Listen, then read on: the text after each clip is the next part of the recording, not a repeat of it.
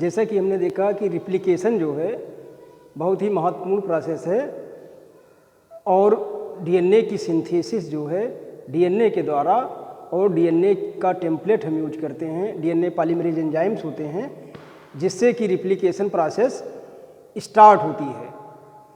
तो रिप्लिकेशन जो है वो जब एक बार शुरू हो जाता है तो ये कंप्लीट होता है, यानी कंप्लीशन की तरफ जाता है और सेल डिवीजन में एक ही बार जो है रिप्लिकेशन होता है और संपूर्ण डीएनए मॉलिक्यूल दोबारा जो है सिंथेसाइज होता है। तो रिप्लिकेशन की प्रोसेस को हम 3 भागों में बांट सकते हैं: इनिशिएशन, इलांगेशन और टर्मिनेशन। इनिशिएशन, जैसा कि हमने बताया कि रिप्लिकेशन जो है वो डीएनए के एक स्पेसिफिक पॉइंट पर स्टार्ट होता है जिसको हम ओरिजिन ऑफ रिप्लिकेशन कहते हैं। Origin of replication 80 base pair rich होता है क्योंकि डीएनए रिप्लिकेशन के लिए रिप्लिकेशन फार्क का होना बहुत ज़रूरी है, यानी अनवाइंडिंग जब डीएनए होगा, स्ट्रैंड सेपरेट होंगे, उसी में वो स्ट्रैंड जो है टेम्पलेट का काम करेंगे और लीडिंग स्ट्रैंड और लैगिंग स्ट्रैंड की सिंथेसिस उसी के द्वारा होगी। तो इस तरह से जो है इनिशिएशन, इलांगेशन और टर्मिनेशन, इसको हम 3 भागों में बांटते हैं।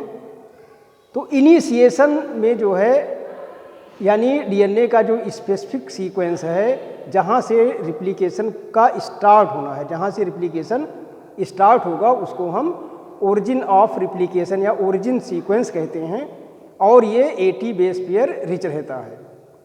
उसी के बगल में ही जो है ओरिजिन रिकग्निशन सीक्वेंस होते हैं, यानी वहाँ पर जो इनिशिएटर प्रोटीन्स होती हैं वो बाइंड होती हैं। इनिशिएटर प्रोटीन्स ही रिकग्नाइज करती हैं कि रिप्लिकेशन का ओरिजिन यहाँ पर है। तो इनिशिएटर लोडिंग सीक्वेंस जो होते हैं ये स्पेसिफिक होते हैं इनिशिएटर प्रोटीन्स के लिए, और इनिशिएटर प्रोटीन इन्हीं सीक्वेंस पर बाइंड रहती है, वो एडजेसेंट होता है ओरिजिन सीक्वेंस के।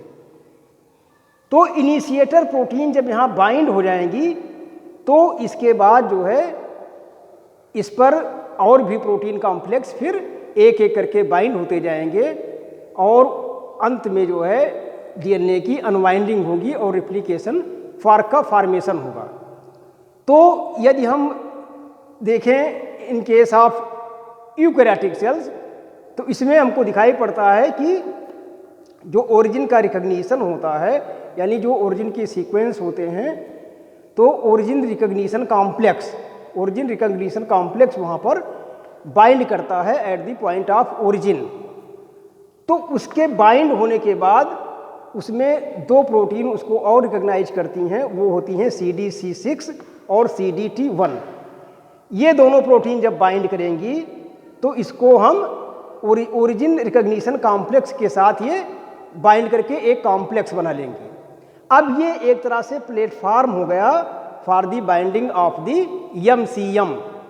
MCM कॉम्प्लेक्स हम कहते हैं हेलिकेज को, यानी हेलिकेज जो डीएनए के स्ट्रैंड को अनवाइंड करता है। तो CDC CDT1 कॉम्प्लेक्स के बाइंड होने के बाद MCM कॉम्प्लेक्स यहाँ पर बाइंड हो जाएगा। तो इसको हम एक तरह से कह सकते हैं प्री रिप्लिकेशन कॉम्प्लेक्स, यानी CDC, ORC, CDT1 और MCM complex. MCM basically helicase होते हैं और ये डीएनए की अनवाइंडिंग के लिए जिम्मेदार होते हैं। तो इतना कॉम्प्लेक्स बनने के बाद अब इसमें जो है 2 प्रोटीन और बाइंड करेगी, साइक्लिन CDK और CDC7। तो CDC7 जो है वो इसलिए आवश्यक होता है और बहुत टाइमली बाइंड करता है कि जो रिप्लिकेशन फार्क यहाँ पर बनेगा वो मेंटेन रहे, यानी प्री मैच्योर जो है वो डीएनए का रिप्लिकेशन एबॉर्ट ना हो जाए। तो प्री मैच्योर एबॉर्शन को रोकने के लिए या मैच्योरेशन या प्री मैच्योर इनहिबिशन को रोकने के लिए जो है इसमें CDC7 जो है बहुत टाइमली एक कॉम्प्लेक्स बना लेता है और इसके साथ बाइंड हो जाता है। तो इसका मतलब ये एक बहुत बड़ा कॉम्प्लेक्स बनता है जिसमें CDC6, CDT1, MCM और इसके बाद CDC7 और CDK। तो इतना कॉम्प्लेक्स होने के जब बाइंड हो जाएगा तब इसको हम कहेंगे प्री इनिशिएशन कॉम्प्लेक्स। और प्री इनिशिएशन कॉम्प्लेक्स बनने के बाद इसमें CDC6 और CDT1 ये रिलीज हो जाते हैं। इनके रिलीज होने के बाद जो है ये एक तरह से प्री इनिशिएशन कॉम्प्लेक्स बन जाता है और DNA स्ट्रैंड जो है वो ओपन होते हैं।